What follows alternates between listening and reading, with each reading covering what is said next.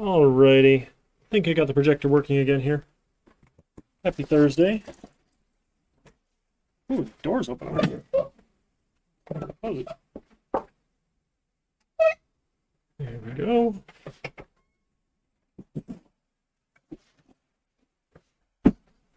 Alright, got a couple things on tap today. We're going to go through a couple chapters of the PHP book. We're getting close to winding down on PHP. We're about half of the way through. We'll look at some more advanced topics. This model view controller design is a great way of how we lay out the code to do our websites. We'll look at debugging.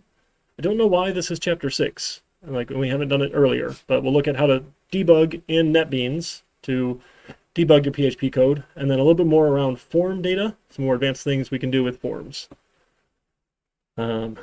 And then we'll have time left over at the end, work on any of that stuff, work on project 2, just coming up due for next week, right?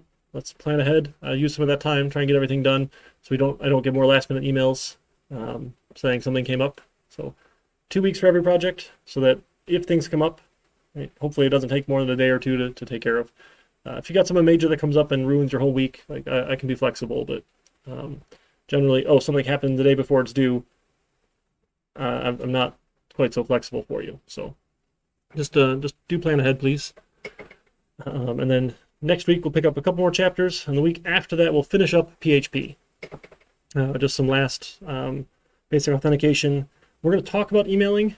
To do the emailing process, you can set up a Gmail account, give it a username and password. It's really easy to do, but I'm going to prefer not to do that because I'd have to show everyone the password.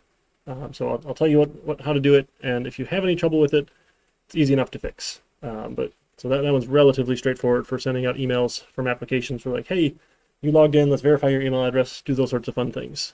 So we got project 3 coming up next week. That'll be our last individual PHP project. Once we jump over to JSP, we'll intro it that same week we finish PHP. So install the tools, get everything up and running, talk about what's a little bit different here.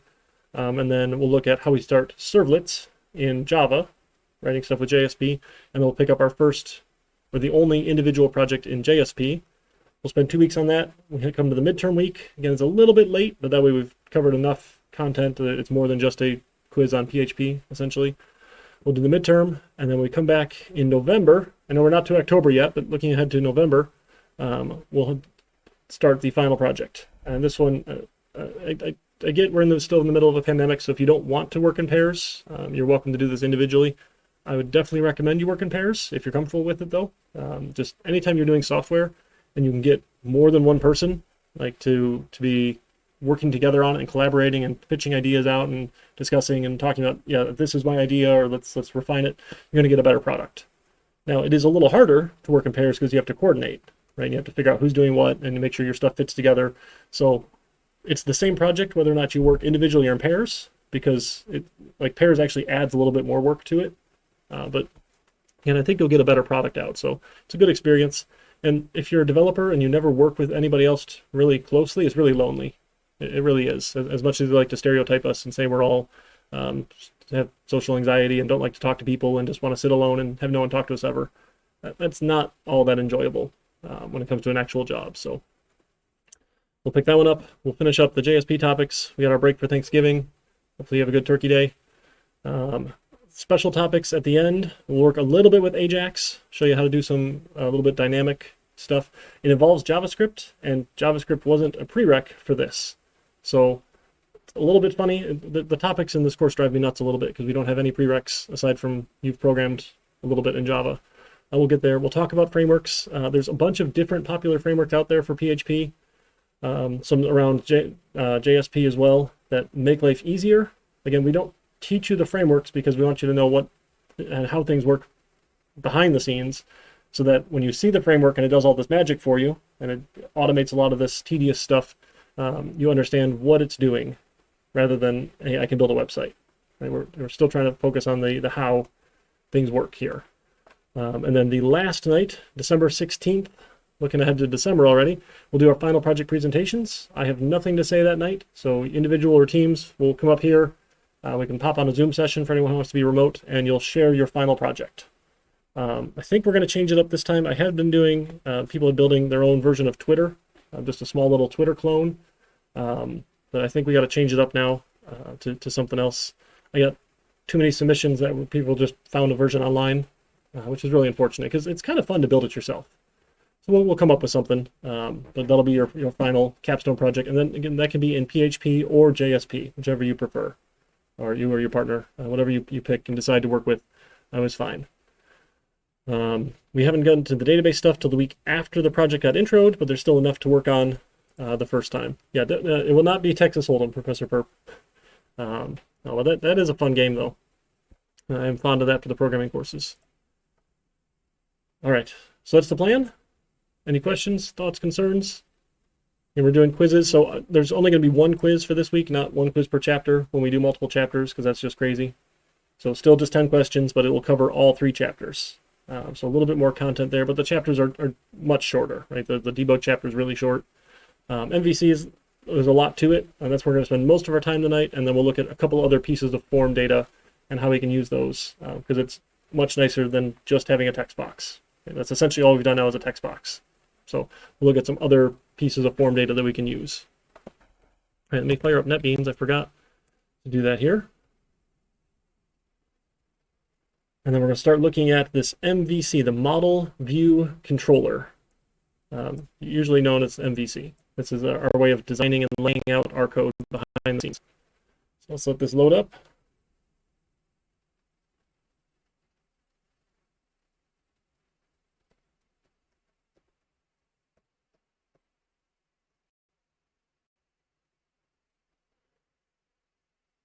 Really warm in here. It's unfortunate.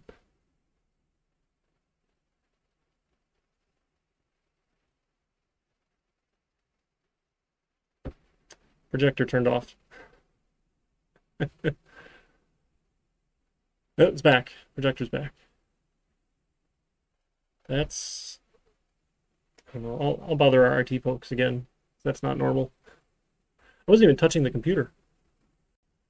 They came out one day, I wasn't here, they tried 2 different laptops. So like, it worked on both of our laptops.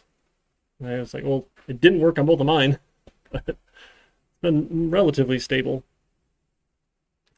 Professor Burt wants a dad joke. I'm always fond of dad jokes. Last week we told like all of them, right, when we were trying to reinstall SQL Server, but I have a couple new ones, so hopefully we won't have any repeats. This was they just recently did a new study about if you replace your morning coffee with tea, it turns out it subtracts 87% of your remaining happiness. Sorry if you're a fan of tea. Tea is great. It's not a good morning drink. Coffee is a morning drink. So let's take a look at our stock program here. Let me close these other ones down. So we can actually take this existing stock program and we're going to kind of modify to fit that MVC pattern. Because we did a couple bad things. Not bad things. That's a little bit ugly is all. Not wrong, but just a little ugly. Let's let that open up. Close these other projects. Maybe NetBeans will cooperate.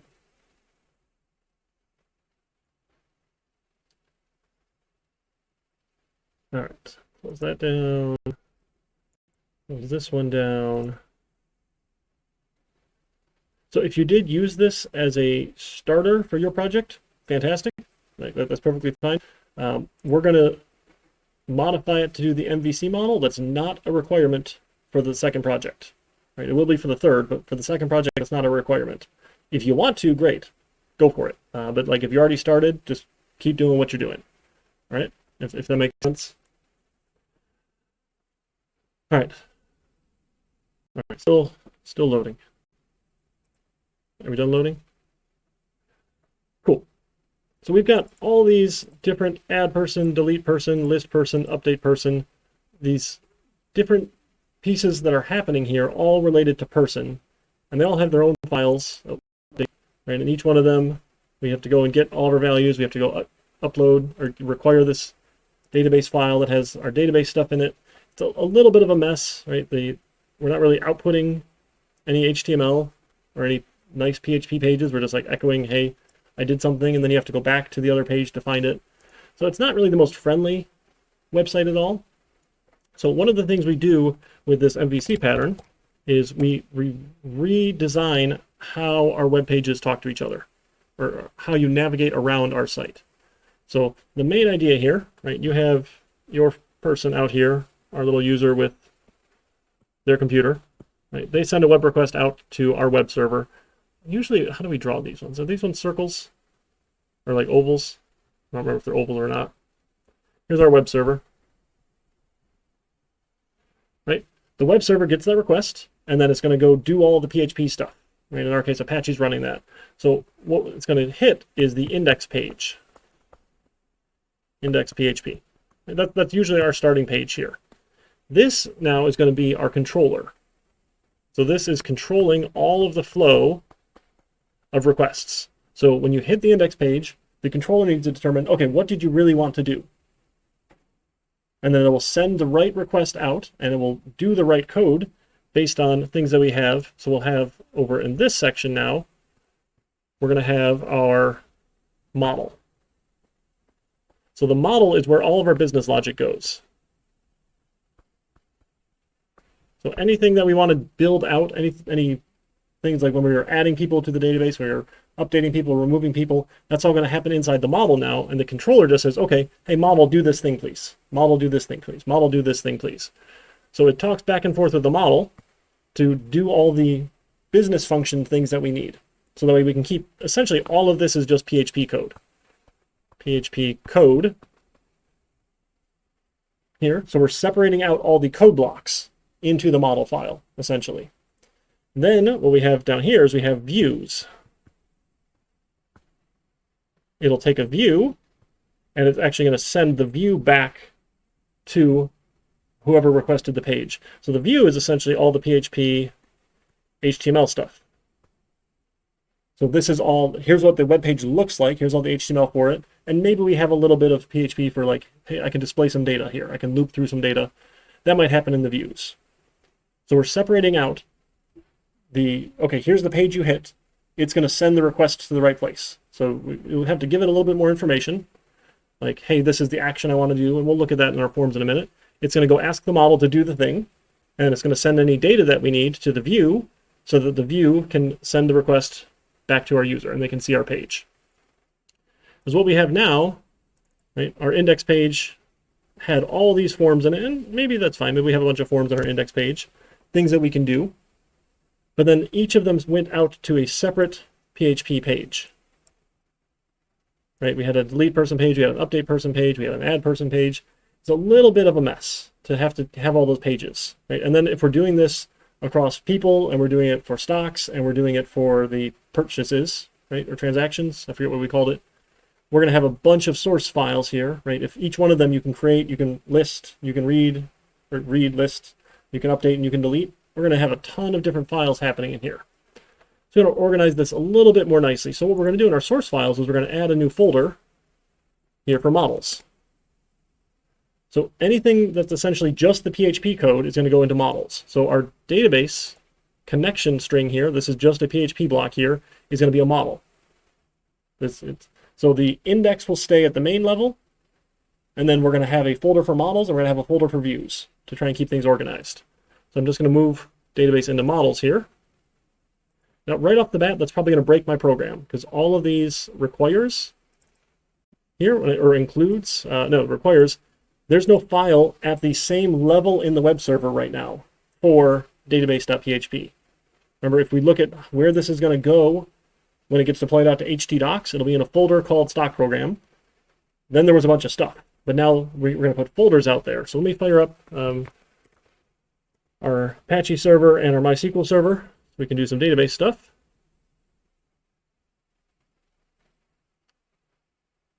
I think this one was the slow one, right? I think, yeah, that slowed stuff down usually. So we'll start up Apache, we'll start up MySQL. All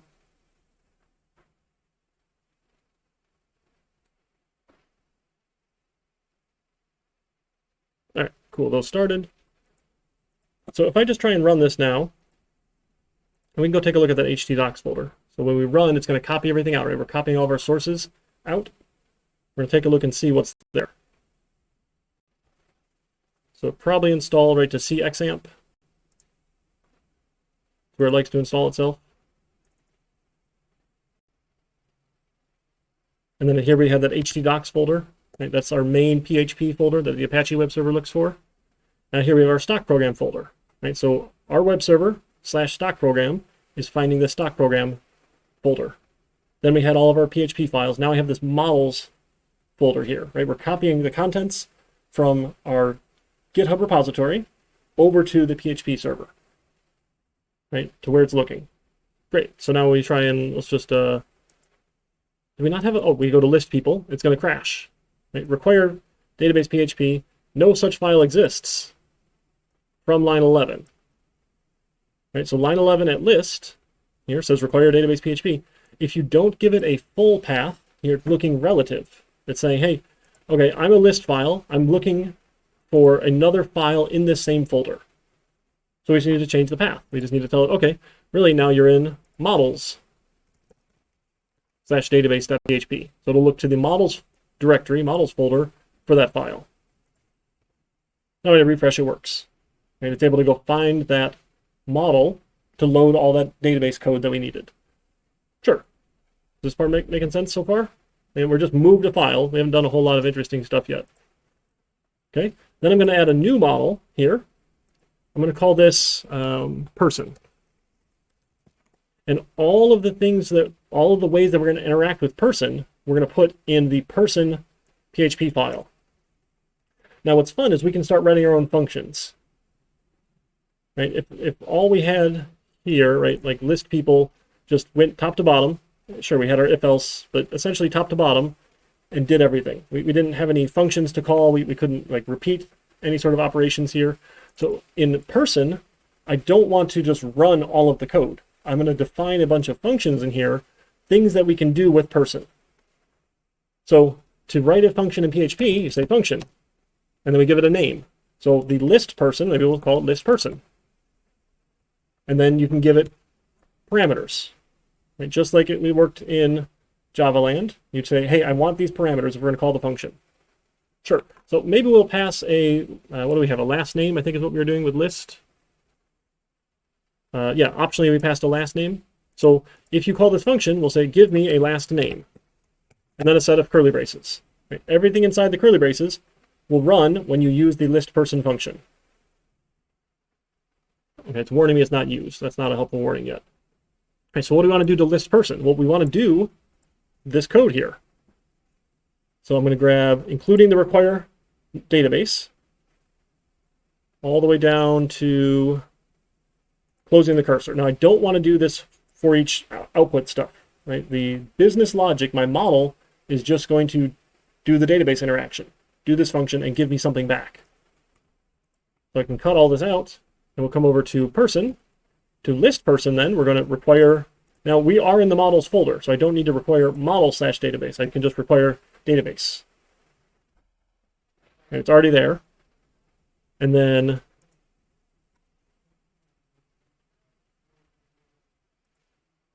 it'll, if there is a last name, right? If it's nothing, if it's just blank, we're just going to select everything. If it's not, we'll select everything else here. I have this people, we fetched all, we closed our cursor, and then we return people. So it's going to return this list of people here that we just got out of the database. We're going to get all the people. Our function is going to go do the query and give me back the people. This is, right, that's the two-dimensional array, essentially, right? Every row was a person, and every one of those was an array of all those data elements that we got out. So we can get people. Sure. We're going to get rid of this try-catch for now. We can come back to this. There's a nicer way we can add it in just a minute. We'll look at it in a second. But essentially then what we need to do, now we're going to include models / person, PHP. And then we want to call that function. So I'm going to say people equals, that's my person, list person, given the last name. Right? And we've already done all of our filtering, sure. Okay, and this for each, all this display stuff, we're going to take out as well. We don't want that to happen here. Right? And we don't want any of this HTML stuff either. So I'm going to add a new folder for view. So all the views, all those HTML chunks are going to go into views. So I'm going to add a new PHP file. This is list person. And inside of list person, oops, we can make this be a little prettier HTML-wise. Where'd it go here? There's my list. Here we go. So we've got that header here we can include in list. We can have, oh, we wanted the list actually first, right? So we can include our top nav.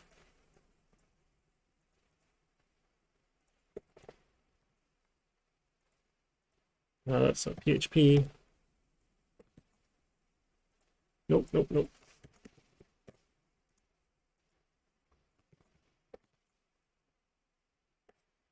And a BR. Yeah, sure. We don't even need to echo that. We can just put it in outright.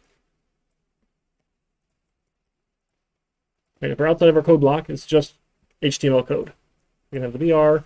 Then we want to do our little for each loop here, but we want to make this prettier. Right? We can do a better job than what we did here. Let me put this in a code block real quick. Let's stop yelling at us. So we can actually build out a nice looking HTML table. Right? I think we've looked at tables before, briefly. Okay, we start a table, and you have table headers. I'm sorry, that goes in a row. In a row, we put our table headers. So the first one, right, is going to be ID for that table header. So the first field in our table will be the ID. Come on, back it up a little bit. No comments. And then the next table header, right, will be our first name. No, thank you. Sometimes Nebians drives you nuts. Then the last name, lasted name. And our balance. And then that ends the row. That's funky. Thank you. Okay. Then what we want to do now for each object that we have in this person list, right? We're going to have this object. Oh, this was, yeah, people, right? We're going to have people. So we don't need, we got the model, great. We got people here, good. That's just something that's extra, right? So we're going to have an object called people in our view. And for each person, right, one at a time, we're going to do a new thing, right? We want to start a new table row, right? So we can do a new table row. And then each one of these is a table data piece. We can put this on its own block here. Have that, right? A table row and then table data. And then we can just do a little echo for the ID. Our person ID attribute. Right, and that ends the table data. Right, we can echo each one of these out as we go in our table.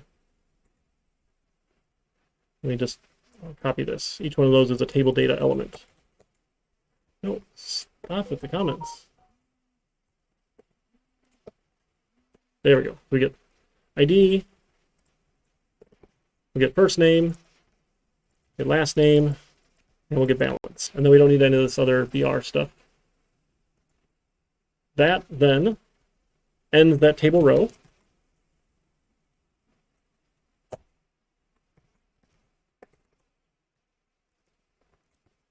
That ends the curly brace. Right, so for each, we're starting. Each one of those, we're going to spit one of these out, and then we'll end the curly brace. We okay so far? Right, using a little for each loop.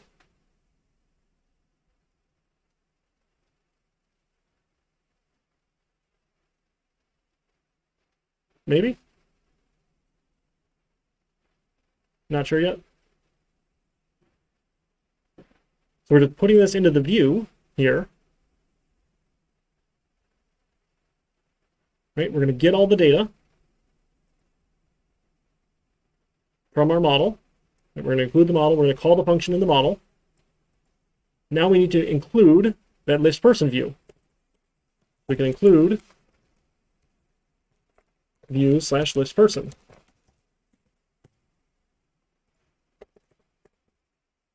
That's all this page does now. So the controller is saying, okay, you're sending me an action. I'm going to get the last name. Here's the model. Do the business logic thing. Here's the view.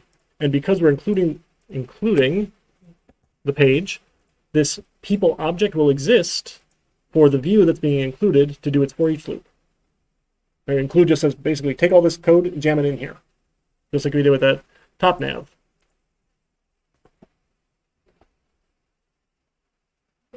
So the list person page then, not that one. Oh, I don't need Twitch open here. There we go. That might help. Let me refresh it. Oh, uh-oh. List people, line 7, function list person. Why did they call list person? And there's our person model called list person. Returns people. We're naming it wrong here. I'm sorry. Why is it so upset with me? Yeah, including the model. Yeah. We should just be able to call our method. Oh, I hit refresh. I didn't rerun the project. So in htdocs, do I have everything? I don't think, oh, maybe I have it all. I don't know, I'm going to just hit rerun. That ought to work for us. All right, okay, we're getting closer. And now we at least get some of the page here. Undefined constant person at list person, page 17. All right, so list person, line 17. Oh, dollar person. Dollar person. All right, now refresh. And we get our list of people. Our search, I think, was supposed to be below, right? How did that end up above? Do the table. Let's search should be after. All right, I'm super confused why that's after. I hit save in the wrong spot. Let me try run one more time. List. Oh, we never ended the table. So after this, let's end our table. Slash table. I don't think that would have been it, though. We added a line break. Okay, maybe it was just the table not being closed. Maybe I was confused. All right, so we don't need that extra line break then.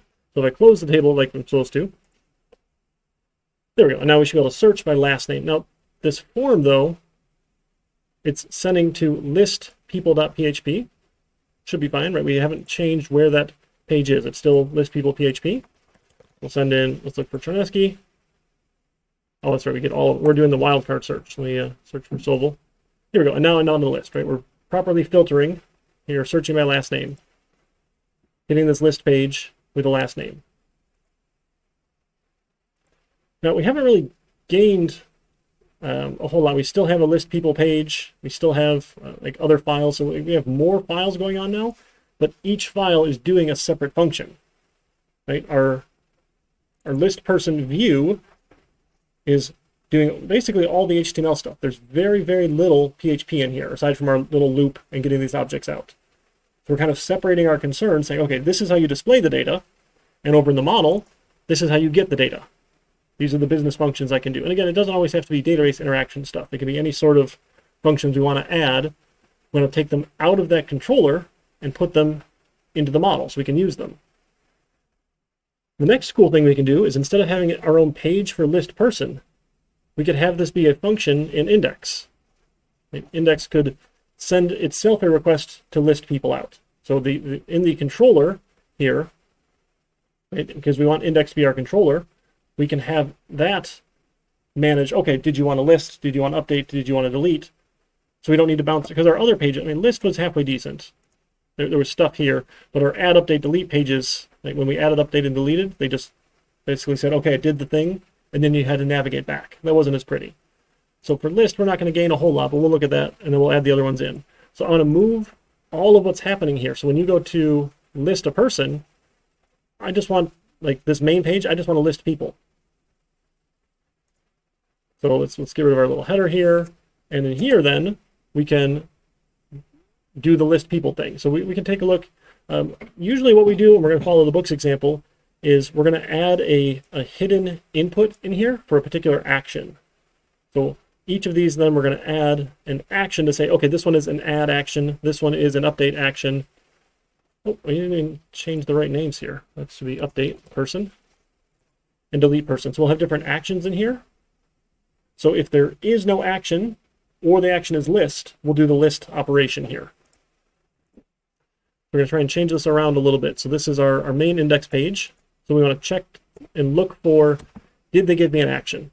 So we'll say an action is, oh goodness, probably take it through special characters again just to make sure.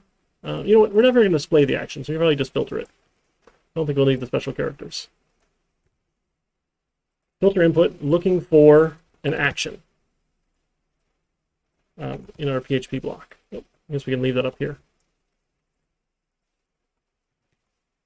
So we're going to go look for an action. Now, some of these forms are get forms, and some of these forms are post forms. Right? Depending if we're read-only, it's get. If you're doing an action, like an actual operation that is going to change some data, we want it to post. So we're also going to check them. We're going to say, hey, if action equals nothing, let's check to see if it was in the post.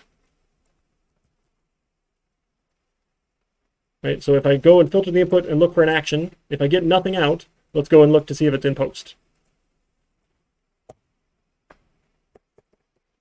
Right, after I've checked that, right, I'm going to see if action is still nothing. Then we'll assume action equals, we'll say list people, purple, people. Words are hard. So this is like our default action here.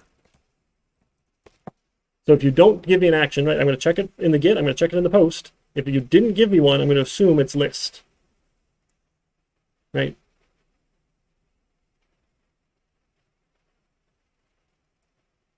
Or I guess we could even add in here, right? If it's nothing, or if action equals list people, how about that? We don't even need to set the action because we can do our controller stuff inside of here. So say, okay, if you didn't give me something or if you gave me list, let's do the list thing. So the list thing was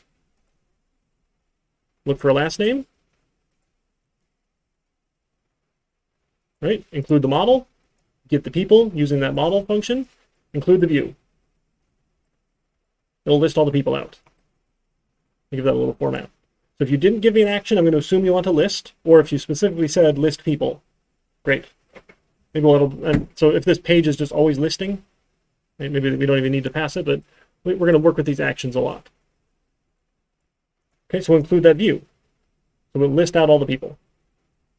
Okay, so let's give that one a shot. Let's maybe rerun it here. So now our index page, oh, we got header in here twice. That's right. So we don't need the top nav in here.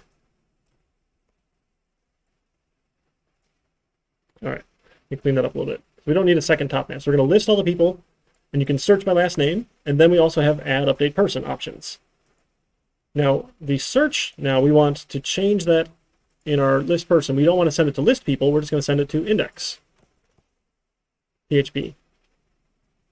So we'll just send it back to the index page, to itself. Refresh. So if I search for Sovel, right, it's filtering on our index page now here for list. So we've taken that idea of, hey, I want to list people out, and I don't need to have a separate list controller for it. I can do it all in the main controller here. Can handle all that if we want. But sure, list is fine. Essentially, this is going to be our people controller, because we're going to do all of our people actions. We can add, update, delete, read from the people controller. So when you go and build the stock side of things and the transaction side of things, you'll have a stock controller and a transaction controller. Right, so anything that deals with this, right, you'll send to that controller. We'll look at that in a little bit, how we can add some of those. Don't let me forget. Right, so we're always just going to list people. So now I don't need the list people PHP file. I can just get rid of it. Right, so it's going to use the list person view. It's going to use the database model, the person model to do those functions. So now let's look at, how about update person? We'll take care of update person next. So if you want to update a person, you have to do a bunch of stuff. Right? So we're going to come to our person model, and we're going to add a new function for update person. And to update a person, we needed an ID, we needed the last name, we needed the first name, and we needed the balance. Right? We said, okay, you tell me the new values, I'll go update. Right? Is what we did with update. We went and got first name, last name. We'll go do those things. So let's grab everything we have in here. Let's see, actually we need, so the parameters we're going to keep in our controller. So usually you're going to grab the parameters in the controller page, then you'll pass them to the model, because the model just can operate off of the data you give it. You don't want that one to go out and try and get the inputs. So we'll say, okay, if the action is not nothing or it's not list person, else if the action equals update person. We'll filter all of our inputs. Right, go get the ID, go get the last name, go get the first name, go get the balance. And then we can check here, right? So if they gave me garbage, don't do the thing. Right? So this is a good check in the controller. We don't want to echo anything out in our model. We want the model just to do the code thing. So in our index then, let's grab all this and we'll check. So if those are bad, right, we probably need some sort of error view to say, hey, you can't do that, try again. I don't know, we'll include error.php. We don't have an error PHP yet, but we'll make one. Right? If it's not, right, that's my curly brace, then we can go do the thing. So let's go to update person, and we're going to move out all this database stuff to the update page. So we're going to go back to person, our update function then. Did I close that curly brace? There it goes. Update person, function. What's going on? Function, there it is. Okay, it just wasn't scrolled over right. Oh, okay, I had curly braces already, I'm sorry. It's going to go get the database, right? Do the query, update it, execute it, close it. That's it. Right? There's nothing we need to return here. Again, an error could happen. We'll handle those errors in a little bit. We'll look at some good ways to handle those errors.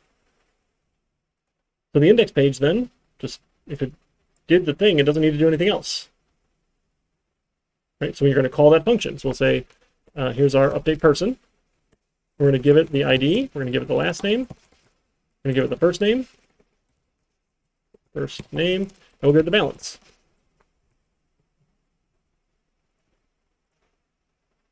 We did the update. Now, this was a post here. So we sent data in. It did the update. Now what do we want to show next? We probably just want to reload the list, right? So we don't want to just include the list person view again, because then if they hit refresh, it's not going to work because it's post. So there's a cool thing you can do. We can use a header command, and header is going to redirect. So it does the action and then it says, okay, hey, send you back to a different page, a redirect action in our HTML traffic or HTTP traffic. So we can header, and in header you say location, colon, and then we just want to say dot. So dot will send it back to the same page we updated. So just header you back to the index page. We're already in index. So if you want to go to a different page, like if you have a different controller, you'd have to put the name in. But dot for us is saying, hey, the index page here. We'll send you to the index. So if we go and watch that flow happen, let me launch this. Oh, goodness. Index 83. Do we not have the right number of curly braces? Index 83. Did I not close a PHP block? I should have closed the PHP block, right?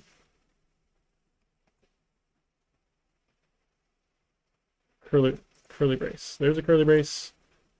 Ah, the action here. Yep, I didn't close that action one. There we go. So if the action was update, then we do the update thing. And we don't have the error page yet. We'll come to that, or maybe we can do a quick one here. We'll just do a new error page.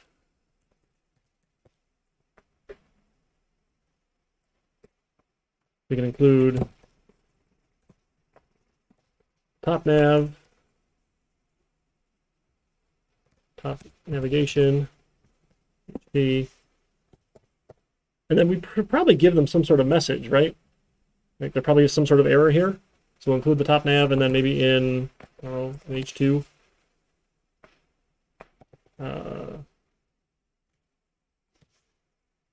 We'll put what that error is. Echo, you just echo out the error.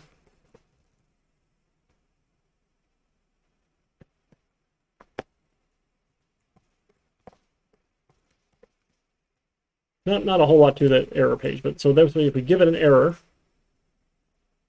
So maybe we say then error is must include ID, first name, last name, and update. Oh, sure, we'll give it a little message here. So if we set what the error is, when we include that, it'll display it. All right, let's try that. Cool. So we got a bunch of pages loaded. So we can go to update somebody. Let's give myself some more money, right? Oh, I already have a ton. Let's change it then. So Eric Fernesky. We'll just go back to 1,000, and we update person. Oh goodness. Update person line 7. Oh, we didn't change where the form posted. The form was supposed to post not to the update person page. So let's go back to index. So update person then should just post to index. Oh, we also need to add that action. So we're going to add an input type of hidden. So hidden inputs don't show up to the user, but they get sent along with the request. So our value will be equals, goodness, what did we say? Was it update? I think is what we look for. Said, no, update person. We want that to be update person.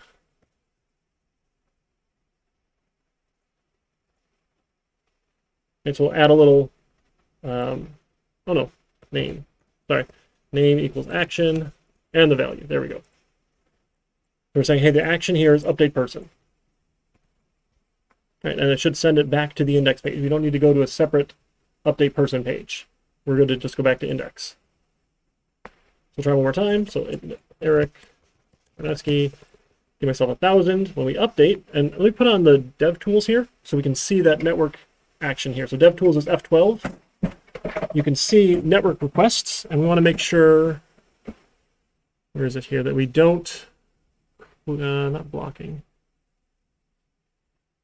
What was the one in settings? Yeah, persist. Make sure that they're keeping them here so that if this is not set, every time you go to a new page, you get just that page's worth. So if we hit a page, it does a thing, and then it sends us to another page, we would lose that first page worth of info. We're going to do update, and we see, hey, that sent a post to index PHP, and we should be able to see all of our request data in here. We get the action, we get the balance, we get the last name, we get the first name, we get the ID. Uh-oh, index line 30. Can't find function update person. Did I not? I probably didn't hit rerun, did I? Or did we not include? Maybe we didn't include. Yeah, that was the thing. We didn't include, so we need to include that person model. There we go. Probably only if we're doing it, right? Do we need to include the model, I guess? Probably doesn't happen to happen first because we're going to check those values before. All right, one more time. We're going to update ID1, update Eric Fernesky, just $1,000 balance. We can update. Oh, I forgot the dev tools. Shoot. One more time. So update Eric Fernesky. Let's go 10,000 this time. You see it sends a post to index PHP, and we can see our request. Right? We see all the values happening here. Then it sends a GET request. That's the header operation. Right? It did what we told it to do, ran the function, and then we ran into header, which said, okay, go to this page. Right? Header is a full-on redirect. You go here now. Reload the page from scratch, not just an include, where it just takes a little bit. Right? And then it loaded the little favicon icon thanks to whatever our stock Apache install is. So in this one, there's no request data. Right? There's nothing being sent here in this GET request. Now what's great is I can hit refresh. Right? And it's going to reload here because we did the header. If we didn't, all that stuff would still be in the post, this post data here. And every time you hit refresh, if you did a post, it warned you, hey, do you really want to do this thing? And generally, we don't want to do it again because we've changed something. So doing it again could lead to bad results. Hey, thanks so much for coming along online. DJ Viking in the road. All right. Thanks for hanging out with us tonight. We did update, so we can get rid of the update page here. Right, we don't need to do any of this update page. We can delete that out. So our controller then is handling all of this. You come into the page, and it's going to determine what you want to do. So our default is list. We can update. Now we can do our delete. We'll figure out how we can do a delete. So if our action is delete person, else if the action equals delete person, we want to do the delete person thing. What do we do in delete person? Well, all we needed was an ID. Okay, great. We'll grab the ID. And then we'll do our little sanity check. Make sure that that ID was valid that we did for delete. Right? Make sure you actually gave me an ID.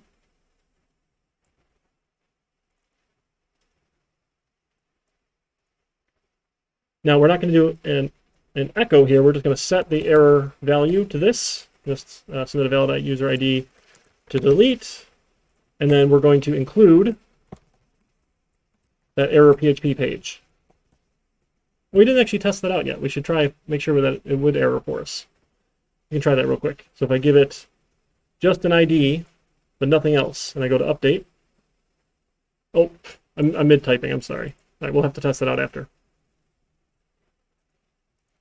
We'll include the error. If it was fine, then we need to take all of our error delete stuff from delete person.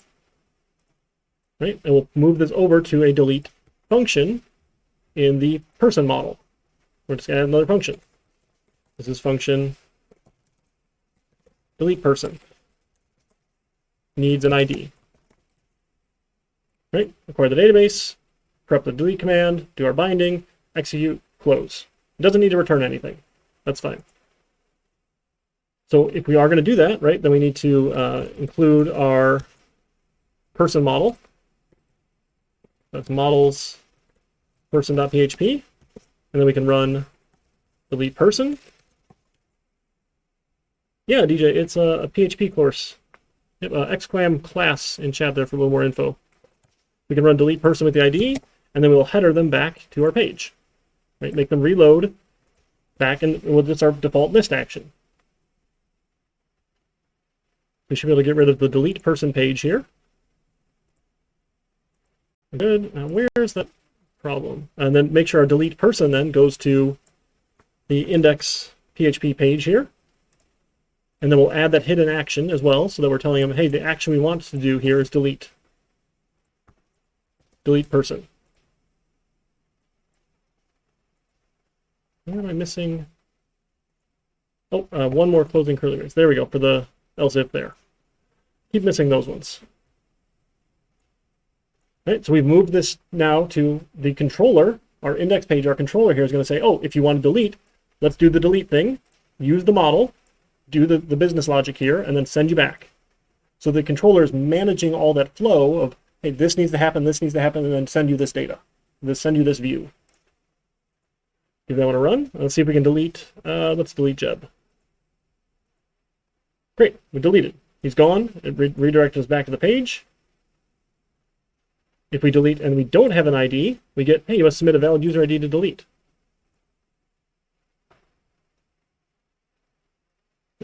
Error? Oh, we included the error, that's why.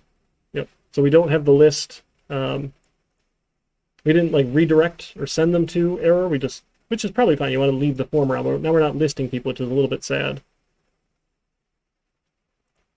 That's okay. Well, they tried. We'll give them the message. Right, and then how about for add person? Right, we'll do the same thing.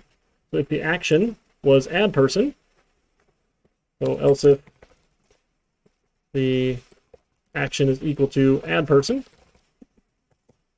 let's do the add person thing. So we'll get the values out. Right, sanity check those. Make sure that they're good. We did an add person, right? If there was no good,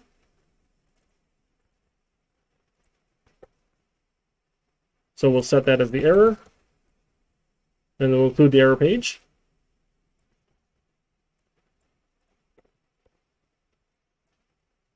If it was good, then, right, if we gave them values for adding a person, great, now we can take everything from add person, all the code, move it over to a person model. Now we have a function for add person. Given a last name, first name, and a balance. Right, 0 was a valid balance, so when we did the validation on balance, we weren't checking to see if it equaled 0, because if it existed and was 0, that was proper, but if it didn't exist, we would default it to 0. It's probably fine for adding new people. Again, here's the method, right? Grab our database, here's our command, execute it, close the cursor. Make sure we're cleaning up after ourselves. So if it was good, then we're going to include, and then we're going to add person, given the last name, given the first name, and given the balance. And we just head around back to list. Now we don't need the add person PHP page. Just make sure that the form now sends us to index.php, and we include that little hidden action to say, hey, really, we want to add somebody, please. We want to add person.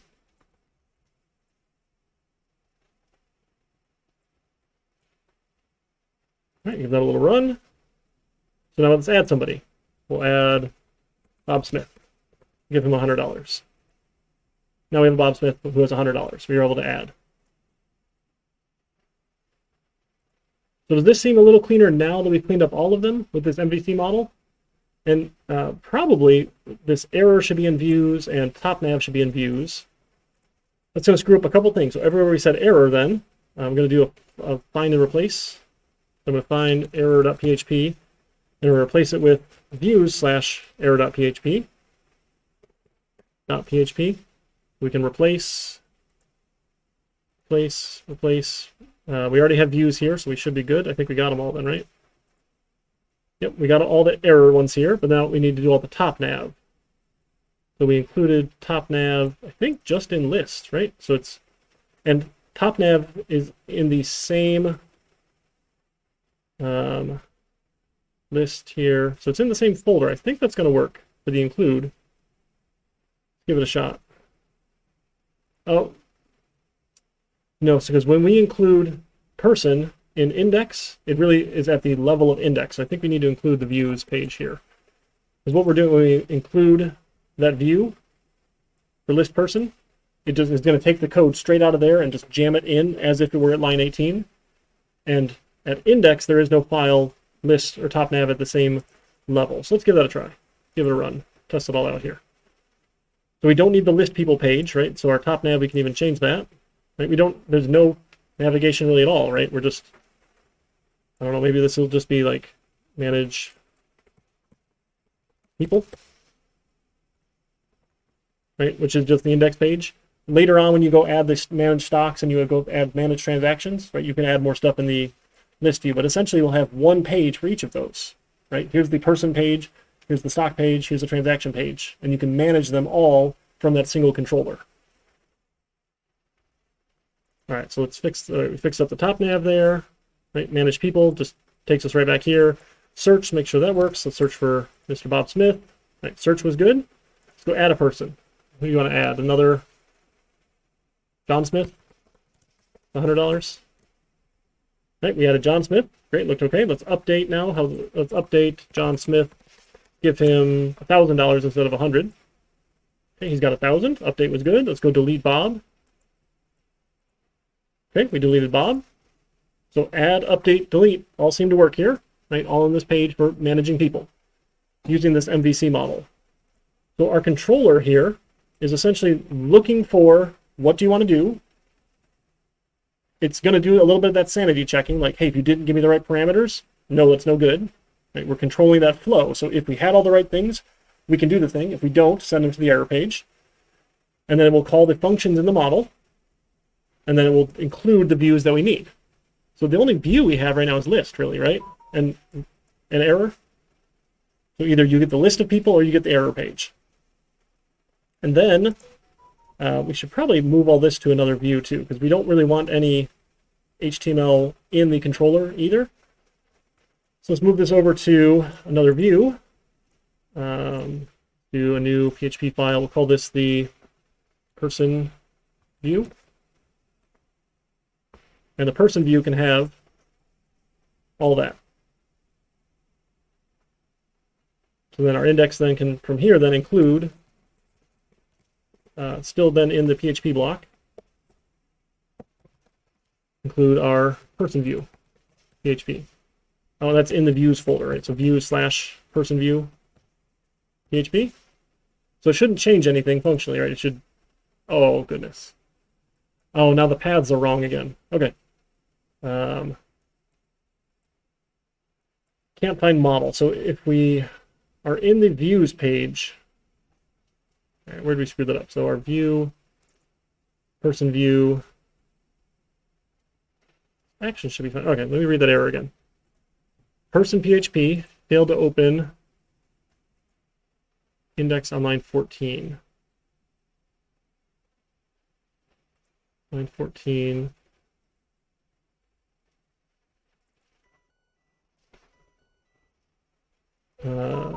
Goodness. Let me run that one more time. Hang on. Include models person PHP. Include the models person PHP. Oh, I've moved models somehow. That's so weird. I think I was just clicking and dragging too fast. Okay. Hopefully that was just me being dumb. There we go. Back. So there should have been no functional difference. So, but we've put all of this HTML is now its own view. The views are where we put all of our HTML stuff. The controller just decides what we're supposed to do, asks the model to do the thing, and gives you back the right view. So it's a way of designing our code to try and keep this a little bit more organized, a little bit cleaner here. So now we just have a single page at the top level. We have some models. So when you go and build out the stock functions, you could add a stock model and a transaction model that would have the right code to do things here. Then you could add views for listing stocks or listing transactions. Right? The top nav we share, and then you might have a stock view and a transaction view here.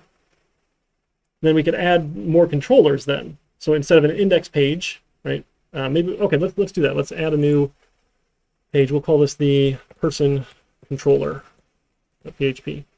You know what? Let's just leave it as how about people.php. The word controller would show up in the path, and sometimes that confuses people.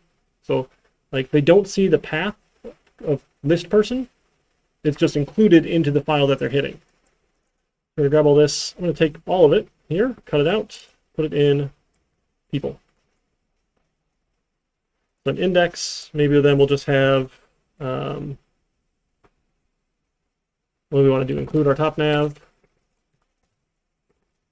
Oh my goodness. PHP. I swear I've done this before. Include views / top navigation. PHP. And then maybe H2, like, welcome to our stock program site. I don't know, something. Doesn't have to be anything pretty. That's outside the PHP block. Okay, and then back in top nav, then we can have, you know, just home, sure, and people. This will be people.php for manage people.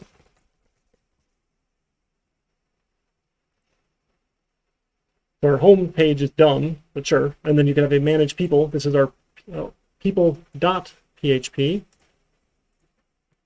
people.php. Refresh. People.php. But now the form needs to be updated, right? On the form for people, our person view, those are all going to index.php. So we need to send it to people.php.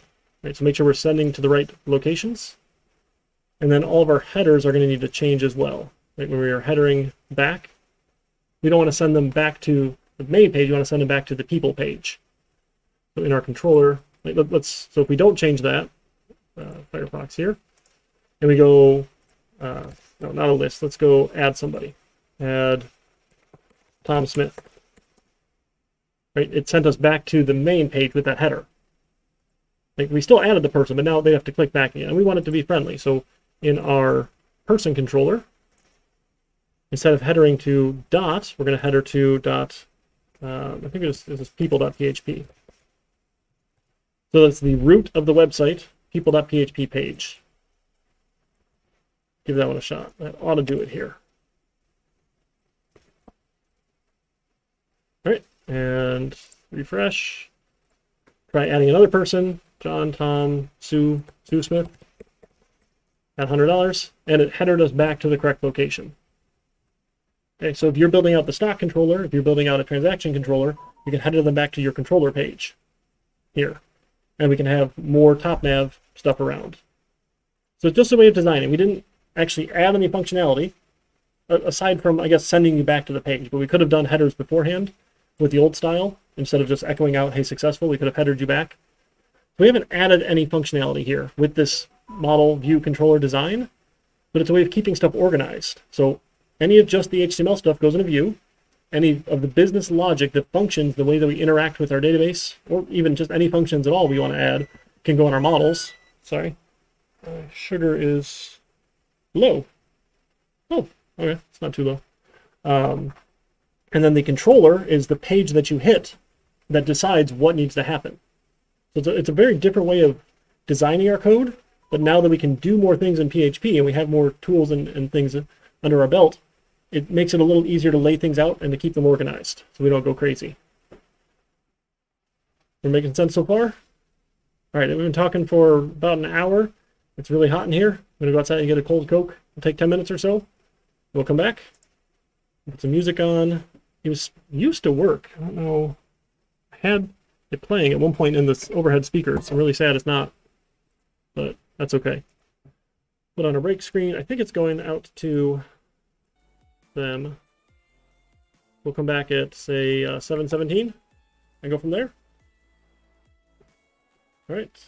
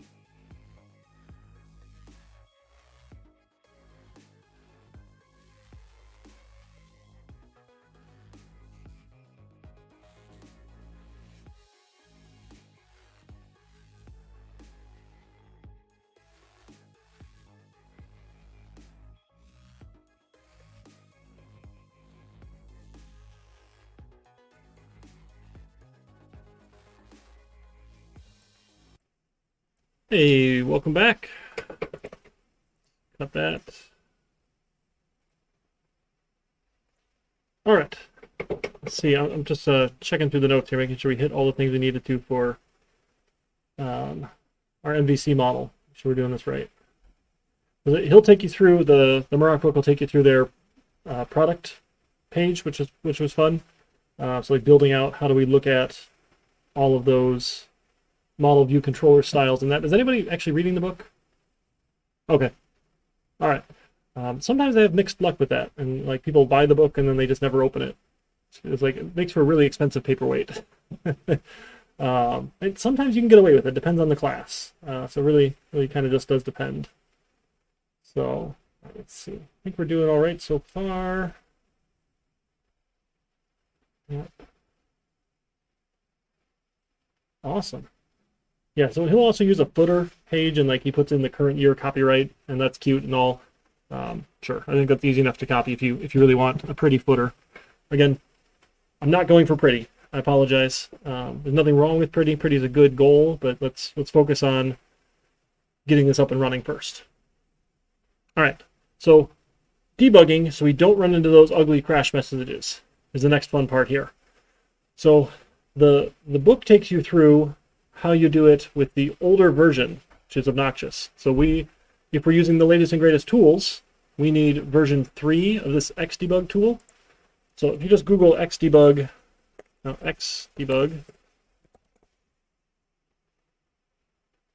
take you to this xdebug.org page. I can't talk, friends. Need more coffee. So Xdebug is the PHP extension for debugging. So we can do this step-by-step debugging like we get to do in Java land. Okay, so from here you go to install. And we want a Windows install if you're on Windows land. Other versions, right? Mac or Linux, pick those. It takes you to a download page and an instructions page. Right? So we're going to go to the instruction page first. That's the wizard. So it says, hey, I'm going to tell you which is the right version you need, because it needs to match the version of PHP that you have installed. It's very particular. So what you do is you get this PHP info, and you jam the whole thing in here. So back on our XAMPP control panel, when you click on admin for Apache, remember it loaded up the, hey, your page is working view.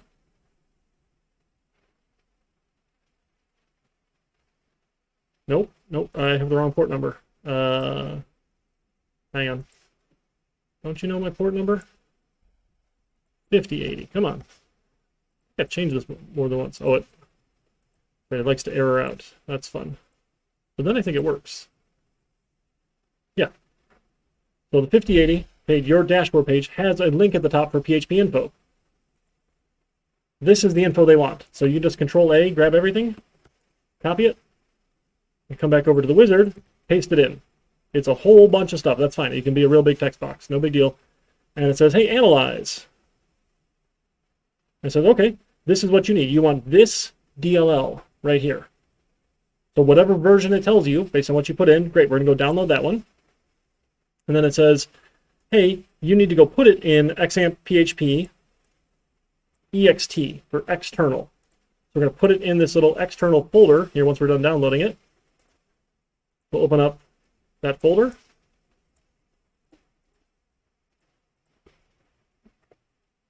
External.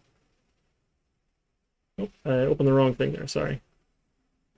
So there's a bunch of other stuff in here already. We're going to go add this PHP debug in a second. Let's go show in the folder.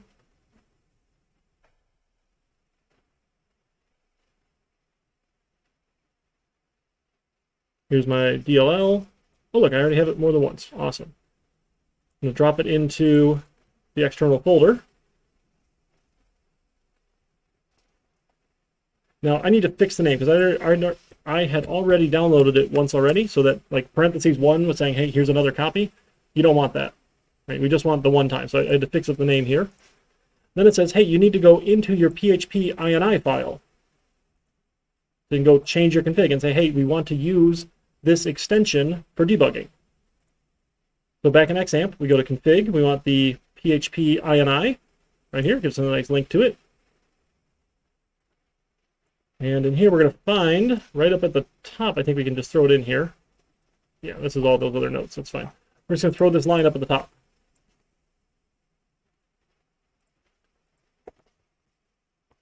Say, hey, I want to use this extension, xdebug.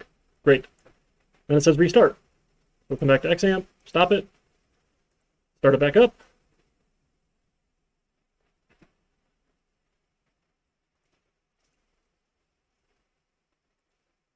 Now, back in our NetBeans, there's one thing we need to check. So if you go to Tools and Options,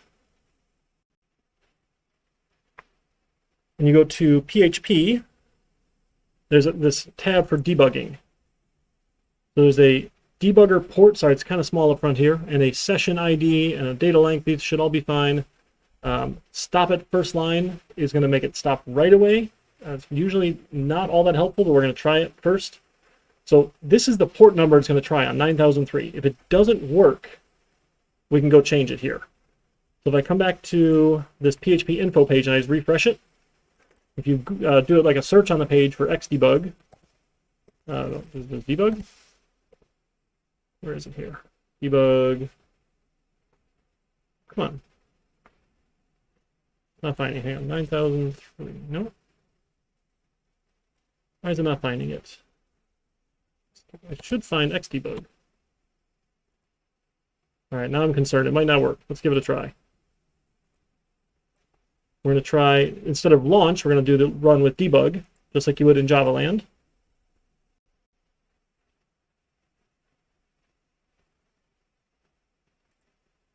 Page loaded. Cool. Let's go put a breakpoint in here then at breakpoint. Yes. Toggle. Oh, it's still trying. Oh, it's okay. It's waiting to connect. So I think we're missing that setting here. We need just a minute. Come on. Debug.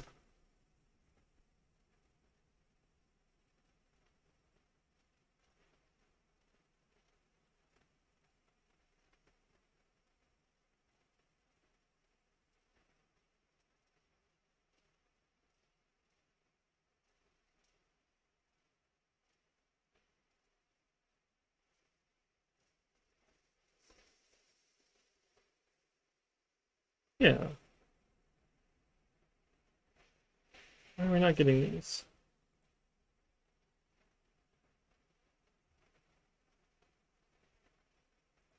All right, it's going to time out. Hang on, it's going to give us a message in a minute that tries to be helpful.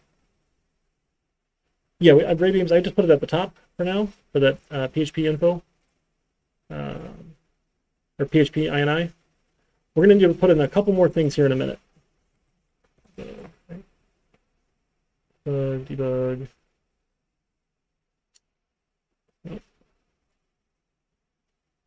A couple more lines, come on. NetBeans will be helpful in a second.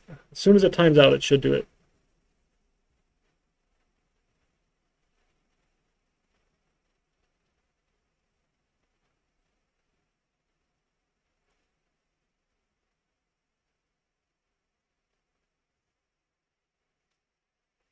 All right, I'm just okay, there it is. Once I hit stop, sorry. So it says, oh, hey, it didn't connect. And it gives you a couple more lines of code you can put in here. We're going to copy the xdebug 3 versions. We'll come back to PHP Ini and say, okay, here's xdebug mode, client host, port number, key. We'll save those in. And then we'll turn off and on. Let's see if that does it here. If I come back to the info page, now do I get my xdebug? Really? Thought it would show me the xdebug stuff. Maybe not. I'll try it one more time. So we did all that. Say OK. By putting our breakpoint in and launch it with debug mode again. Still waiting.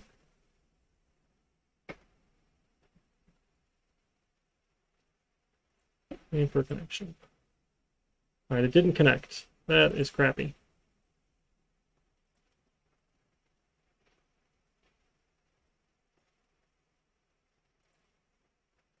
One more. Let me check one more thing. Make sure this is got loaded. Need to unblock it.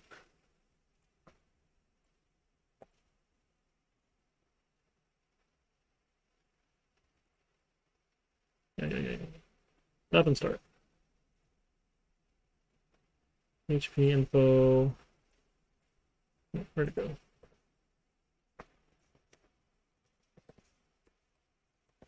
Debug.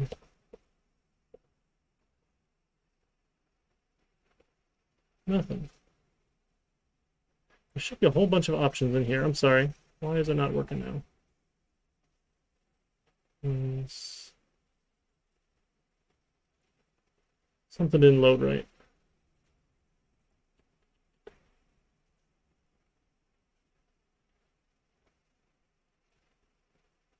Still waiting. Stop it.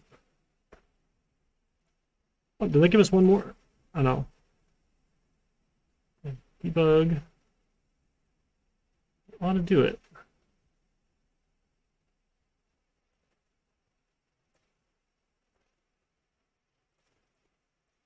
These are all those same settings, right? Yep. All right, I must have missed a step. I'm sorry. Usually it just goes. This is annoying. We updated it. We restarted.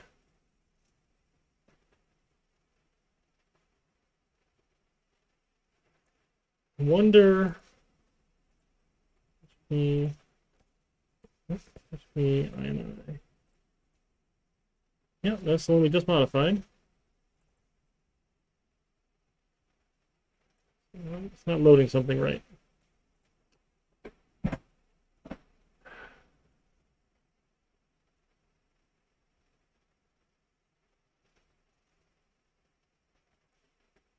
Need the step debugging? Sorry, this worked last time. I'm sorry. It's so annoying. Debug mode? Debug mode? Debug? Debug? Yep, there.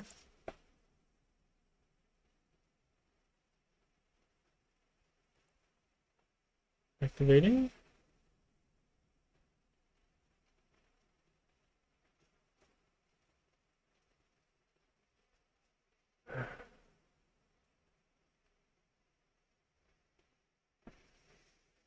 Debug log, that's no fun.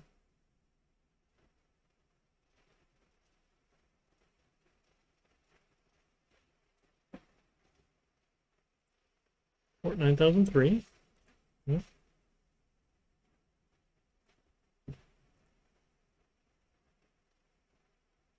And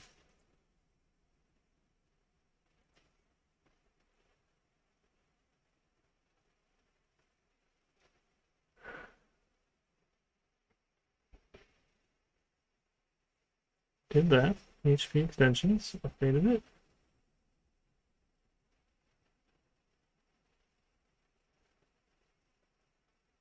All right, friends, give me just a minute. I'm sorry. This should have just turned it on. I think I've got something funny happening. I did the wizard. Downloaded it.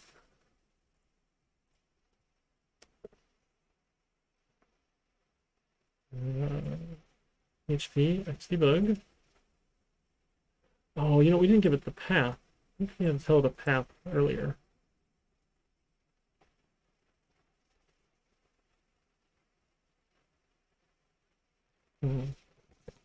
Bug. That means v3. See if we get someone online here. I don't know if that worked for any of you folks yet. That means XAMPP path. Aha, this is the line I was looking for here. Try this. Like, tell it where it is. And none of that. It is here.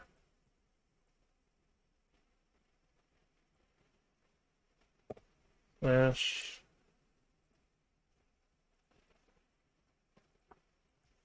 With the name of the file.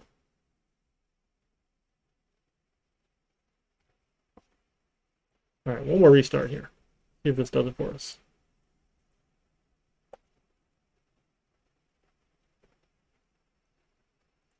I should be able to see in the PHP info that it loaded it. Debug. Aha!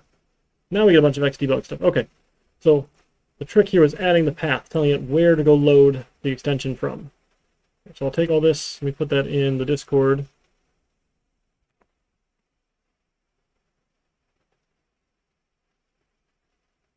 Throw that in there in a second. It's super slow. Let me put this screen back on real fast. Everything runs slower if I'm screen sharing. Let me get Discord loading. Come on.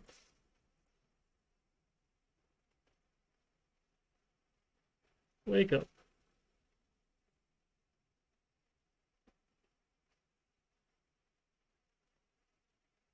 There we go. 2454. 54. Take the PHP Ini with. Again, your version might vary, like that. The file name might vary depending on when you installed it. Right, we should have the latest and greatest and should match. That ought to get it up and running here. All right, so I'll go back to screen sharing. I just posted that in the Discord here. Now we're going to try one more time for debug mode. So now when I launch it with debug mode, so now it looks like it hung here because of that obnoxious setting, the stop on first. So it stopped at the very first line rather than wait for a debug breakpoint. I'm just going to hit continue. I'm going to go change that. So in my PHP debug options, you can not stop at the first line. So it'll wait till it actually hits a breakpoint. Then when we go to our Manage People page, it looks like the page hangs. The page isn't going to respond because back in NetBeans, it's waiting for this action. Right? Just like the step debugging in Java, we can step over, we can step into, and we can see all the actions, we can see all the variables, everything that we have. So our variables, we have an action variable. It's still empty currently. Right, so we're going to go find last name. Last name is empty. Great. So we're going to go list, so I can step into if I want, and I can step into my function. So we start writing our query. We do our statement, execute the statement. We see people, right? And then in this people object, you see it's this 2D array. Each one is another array of items. Sorry, it's kind of small on the screen here, but you'll see you can get things out by name, like we've been doing. You'll always want to use column name. You can technically use like index 0, index 1, index 2 for first thing, second thing, third thing, but the database isn't going to guarantee that those orders don't change. If your database administrator goes and changes and adds a column that's not at the end and they add it in the middle, all of your orders are now off. So go by name. It's always safest to go by name. We can step, and then we'll see, okay, now we're going to go to include our list person view. We can step into list person, do all this fun stuff, and we see in list person we still have that people array, right, with all the values in it. And then we can step one person at a time, right? So from people, now we have an individual person, which is the first person in the list. And we just keep on going. So now we can actually debug our PHP code. Just needs a couple particular lines here. I'm going to give you the path to the deal. It's weird it didn't ask us to do that before. Telling it we want to turn it on, debug mode, yes. The port number, if you want to change it, you can, but usually defaults are great. So 9003. Localhost means we can only debug locally. If you want to debug a web server that's not on your computer, we have some other settings, or let someone debug from a different computer, you get other settings in here. Again, we're focused on local development, and debugging stuff in production is ugly anyway. You probably aren't going to have your Xdebug loaded on your production web server. But maybe you might have a test web server out somewhere that it has a model of production. There's a copy of it or something like that. Maybe you debug and test. That's not on your local web server. So there's all sorts of fun things you can do debugging other ones.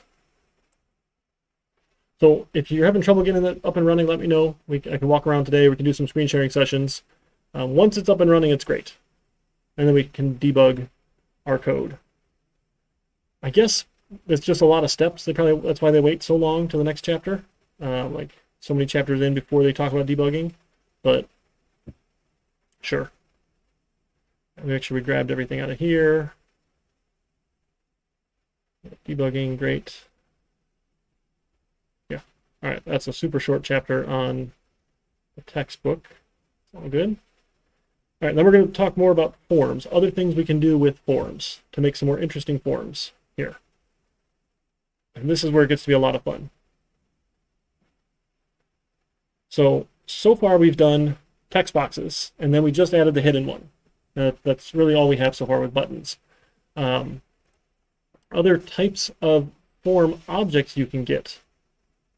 You can do radio buttons, right? And a radio button is you can pick this one, or this one, and only one of those radio buttons can be selected at a time.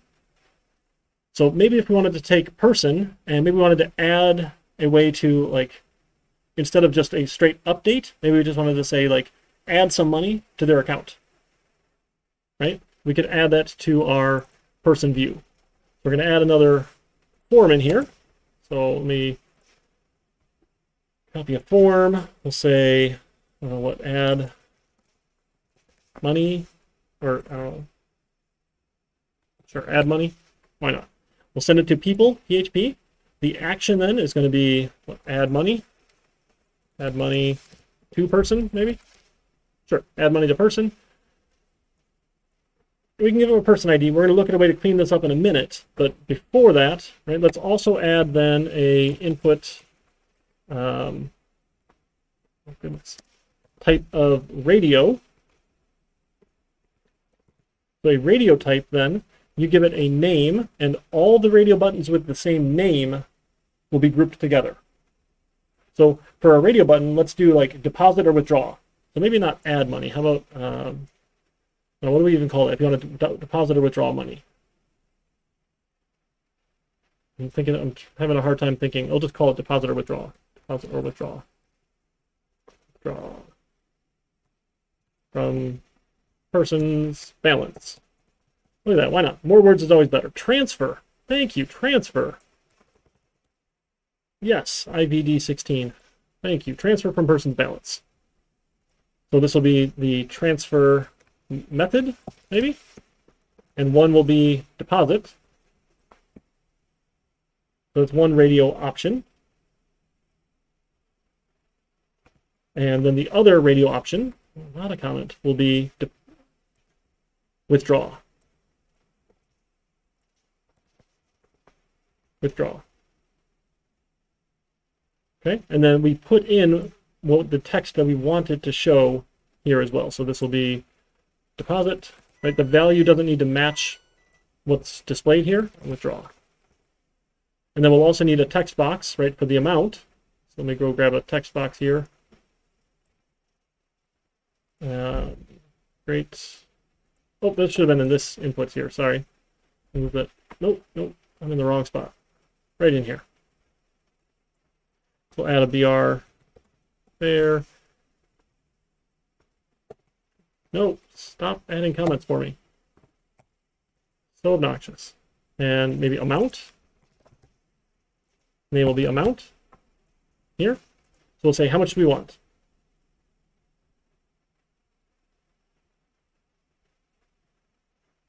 Okay, so we'll give them the person ID. We'll have a radio button for deposit or withdraw, and then the amount. We'll send that with an add money to person. Okay, so transfer. Oh, I like that, transfer. And then the button is for initiate transfer or something. I don't know, transfer. Transfer money. All right. Cool. So that's our form. Let's take a look, make sure that the form looks good real quick. I can stop debug mode here. Sorry. Don't need to keep running it in debug mode. Let's give it a run. And let's see now if we get our transfer. Right, transfer from person. What person ID? Do you want to deposit or withdraw? How much? And we'll transfer money. Okay. Looking good so far. So then in our controller, that's our people controller. Then we're going to have another, sorry, this debug window is large there. I'll just close it. It'll open up later again, right? So then our other option, right, if we didn't add person, else if the action is equal to transfer,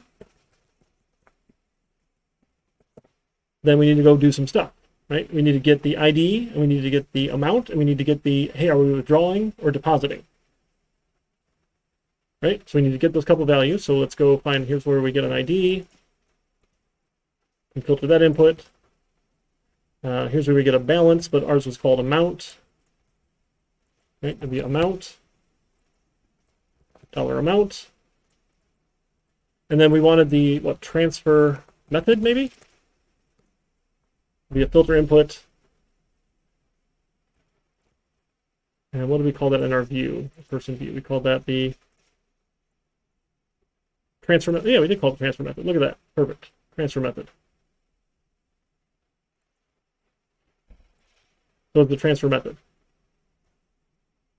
And then we can do a quick little sanity check. Right? If ID equals 0 or amount, if it's 0, this is probably bad, right? You shouldn't have to transfer anything either. So if the amount is 0, like before we said when you added the new person, amount 0 was fine, but it makes no sense to transfer nothing. And this would also catch if they didn't give us anything. Or transfer method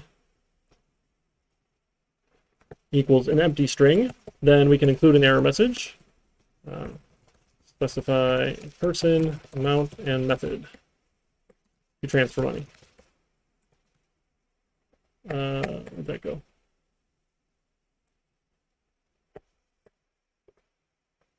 Oops, there we go. And then we'll include that error page. That was what views/error PHP, right? Right, if that was good, then, right, oops, outside of that one.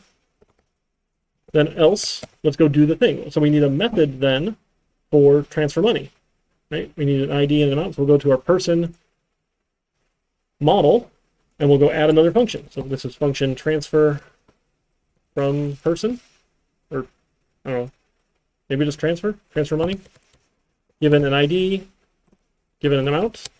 Now, do we want the method to be here, right? Do we want to say this is a deposit or withdrawal, or can we just do a positive or negative number? Either way works. I mean, either are options.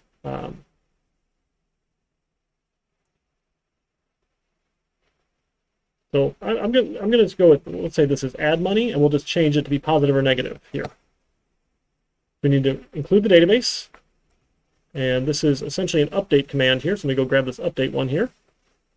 Query all the things we're going to do here. So we're going to update person. We don't need to set first name or last name. Right? What we need to set is the balance. And really we want to change what the balance is. Right? So we don't have a new number for it. Right? We set it, say, hey, set it to this value. So we want to take balance plus the amount, where ID matches the ID. So there's no binding here, there's no balance to bind, it's an amount. And an amount. So in SQL, right, if you wanted to check it out, we could go back to our PHP myadmin, or MySQL admin here, and we could try out that SQL command. Again, if you haven't necessarily had a database class, don't worry about it. So you can run this kind of SQL command. You can just add to an existing value. Right? SQL's smart enough to do that. Just like we can do like plus equals in Java to add to it, we can add to the balance. Now, there's no plus equals shortcut. It's balance plus some value. So you kind of have to do it the slow way, but it ought to work. See if we can get it up and running here.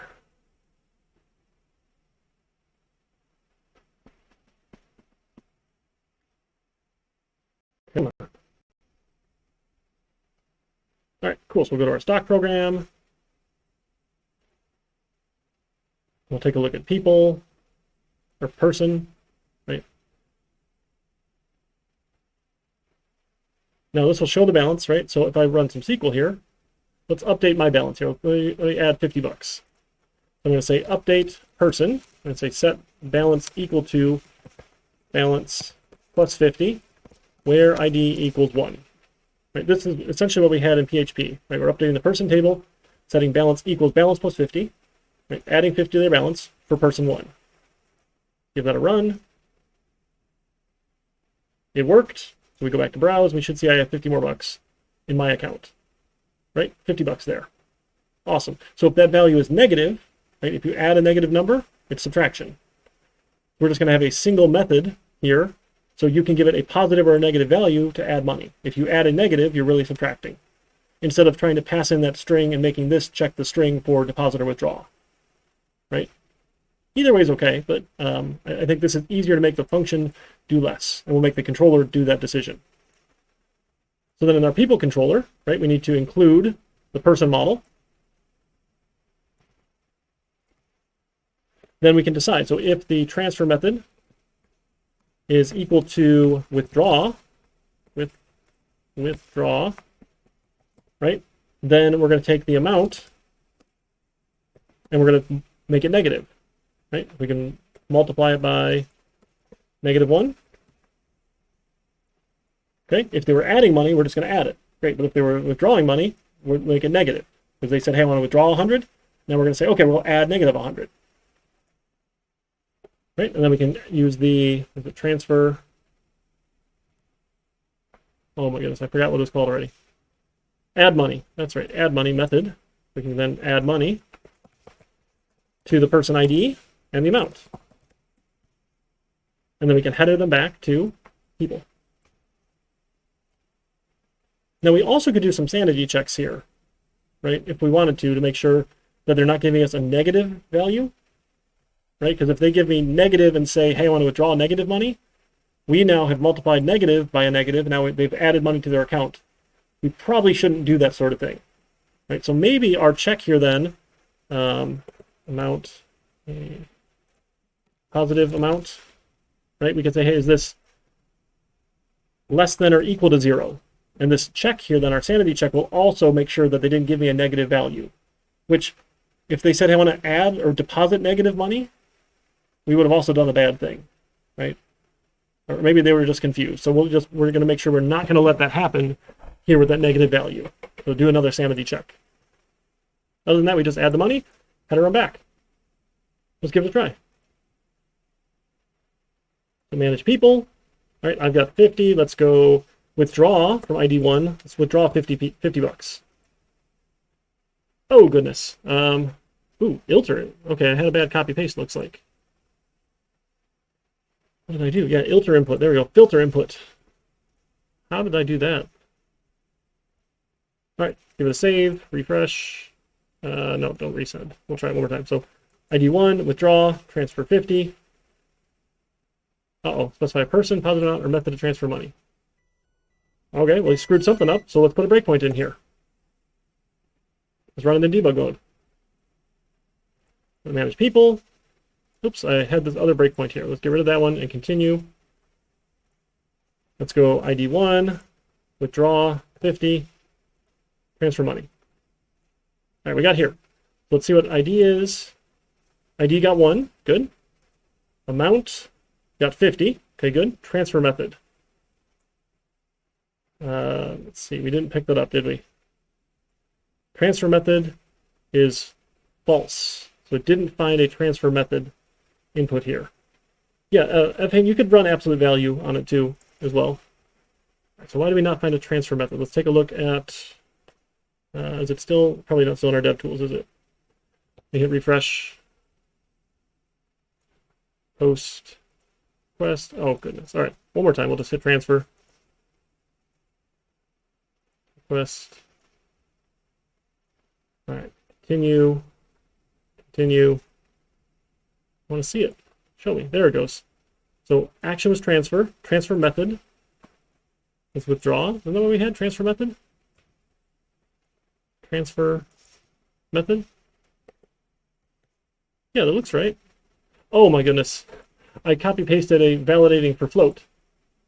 The word withdraw is not a float value. That makes a lot of sense now.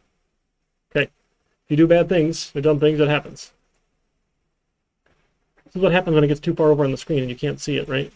All right, I think we can just close all of those. Close them all down. Close 20 tabs. Holy cow. We launched a bunch. Let's rerun it here.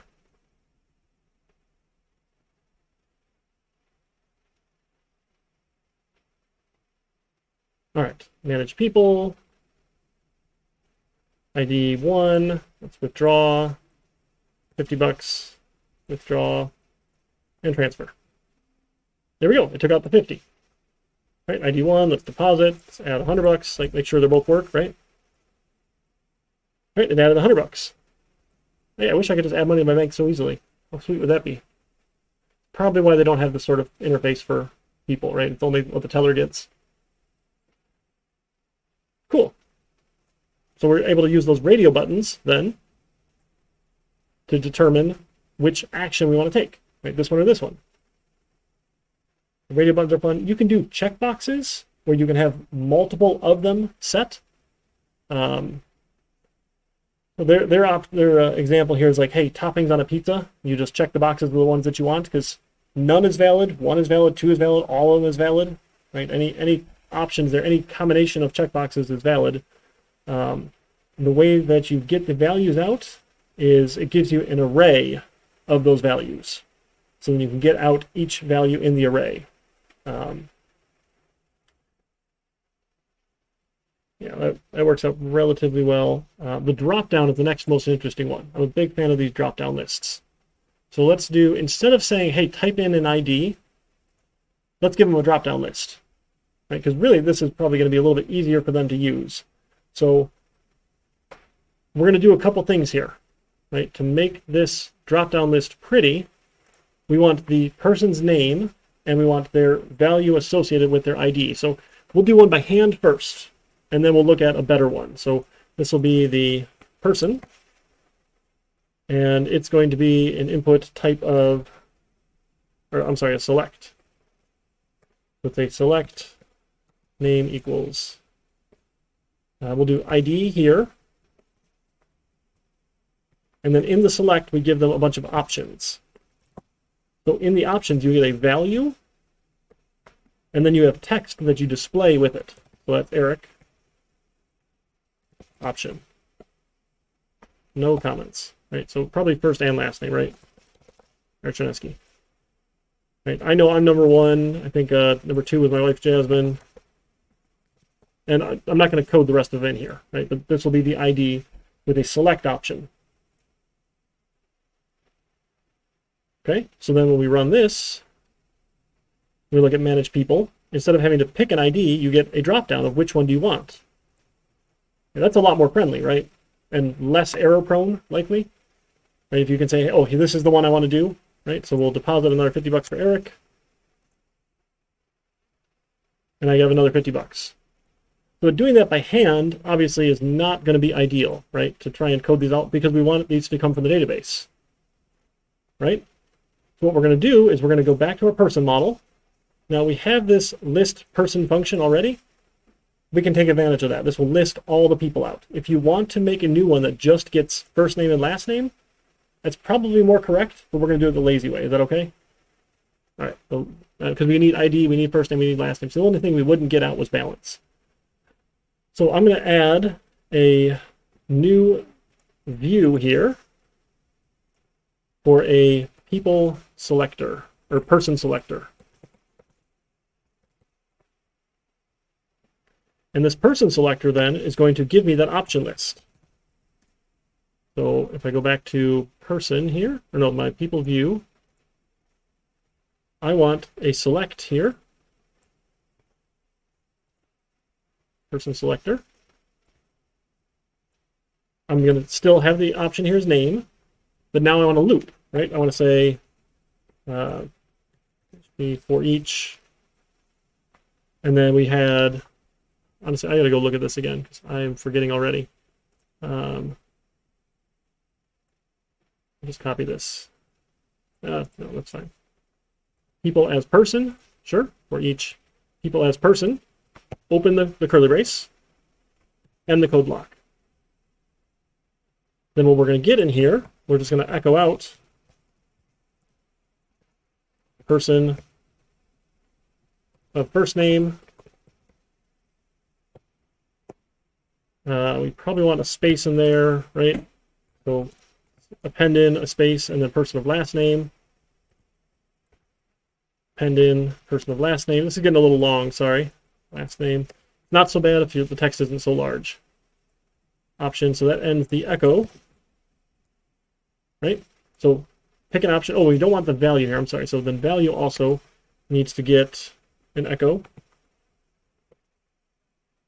All right, so we might as well add that ending brace there then.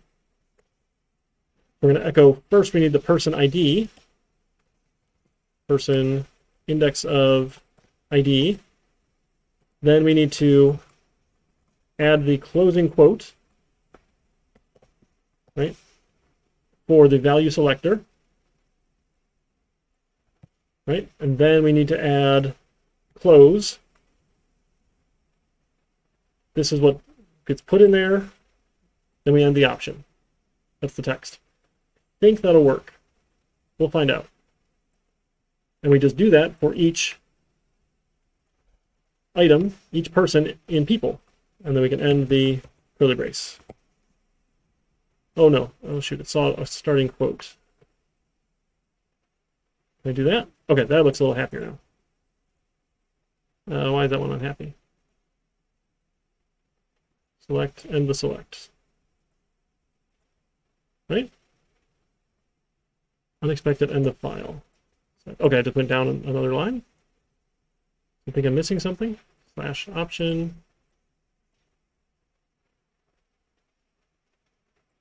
Oh, we need to end the option. End the option. Oh, that's got to come after ID. So that was that one there. Okay. That's fine. We'll echo that one. It's getting upset with ending the option and not really recognizing it very well. So let's just do another code block. Go. Last name. There's the option. Okay. Now it looks a little happier, I think. Still confused about end of file? That's fine. We'll try it. So now I have a selection, an option dropdown based on whatever person info I get out of people.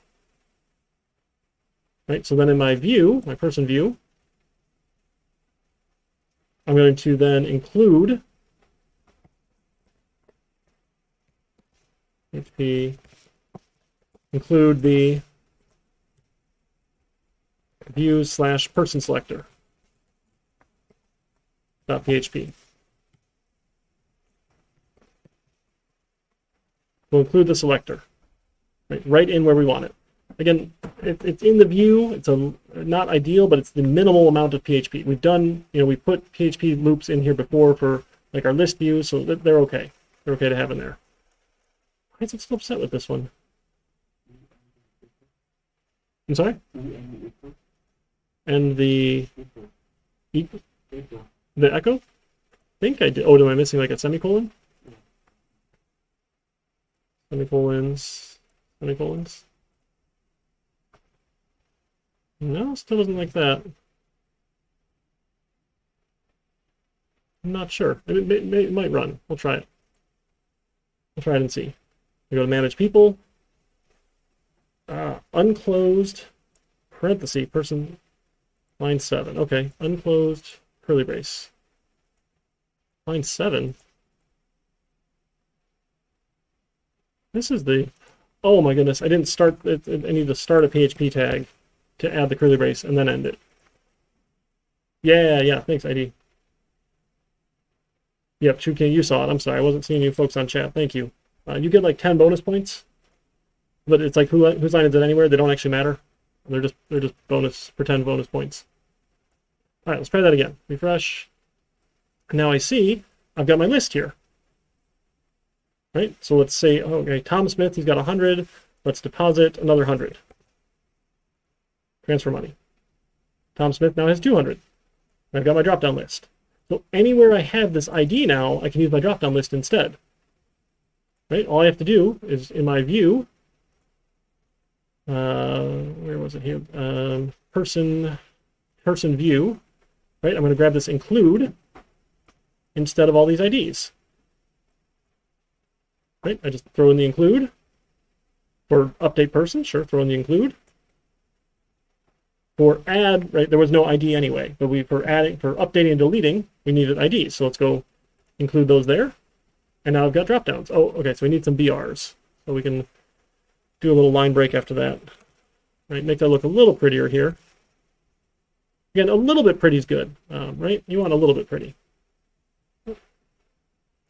I wouldn't mark you down at all, but feel a little bad when it's so ugly. All right, so now we get nice little drop downs here. So using the drop down selector, right, that the option view, we can dynamically load in data here and give them a nice little list. Now it's fun if I search now off of, hey, let's just look for Smith. And I search for Smiths. We didn't fix the search page. Let's see, that was in list person. Okay, that doesn't need to go to index, it needs to go to people, PHP, sorry. And we search for Smiths here. All my drop-downs now only have the Smiths, right? It loaded that person object into the controller from the results of the search, the list people. So now all my drop-downs only have the Smiths. So like that's kind of an added bonus here. I've now filtered all of these with no extra work. You don't look impressed enough. I thought that was super cool. That's okay. All right. So lots of cool options here. There's multi-select boxes, similar to checkboxes. You can have more than one picked, but it's like a drop-down menu, and you can highlight multiple of them. You just get an array back. You can do text blocks if you wanted. Great, that's fine. We've done special characters.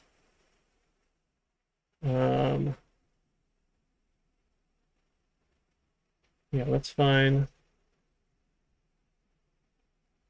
Double encoding is crazy. We're not going to worry about that. Line breaks we don't really care too much about either. Yeah, we're in pretty good shape here. Let's see.